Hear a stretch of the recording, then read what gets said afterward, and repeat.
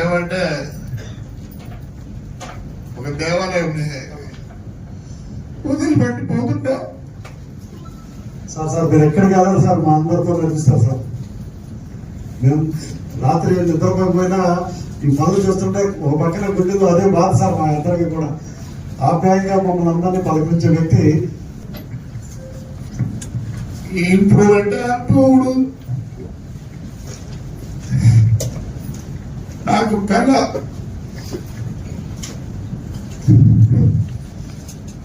అవన్నీ నెరవేరాలని కోరుకుంటున్నా.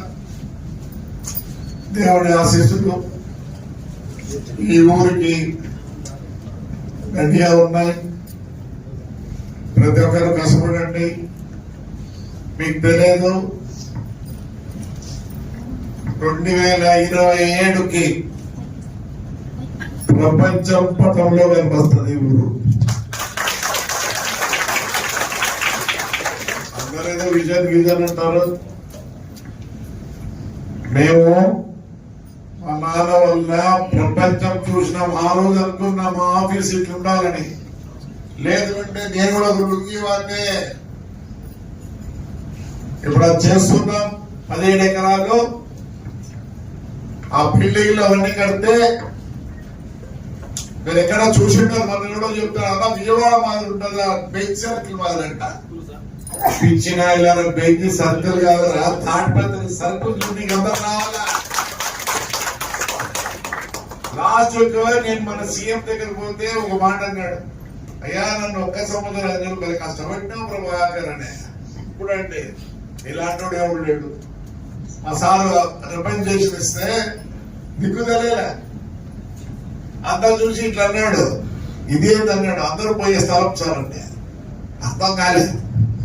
అందరూ పోయే స్థలం ఏదరా శ్మశానం కూడా పట్టుకున్నావా అన్నాడు. 22 ఎకరాల శ్మశానం ఈ ముందు 12 ఎకరాలకు వచ్చింది. Temple city of Rayalaseema 200 crores budget పెట్టినా. ఇక నెక్స్ట్ మంత్ నుంచి ఒక బస్సు హైదరాబాద్ అనంతపూర్ తాడిపత్రి. నిన్న అదే పని గుద్దికోట్లో పెట్టా, ఈడో పెట్టా. అసలు దాన్ని చూసి నీకు వచ్చినారు కానీ వేరే వాళ్ళు లాస్ట్ కన్నారు. వేరే వాళ్ళు ఆ 50 లక్షలు వృధా చేసినారు. అదే ప్రభాకర్ రెడ్డికి ఇచ్చి తాడిపత్రిలోకి ఇచ్చింటే చూపించదు ఎట్లుండో. మనకు కూడా ఏదో ఛాన్స్ ఉందంట కనుక్కుందా.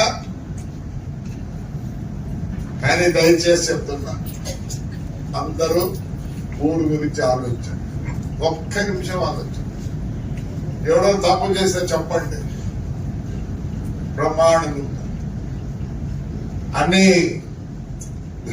ఇంకోటి సార్ ఈ ఇటుకలు చేస్తున్నారు.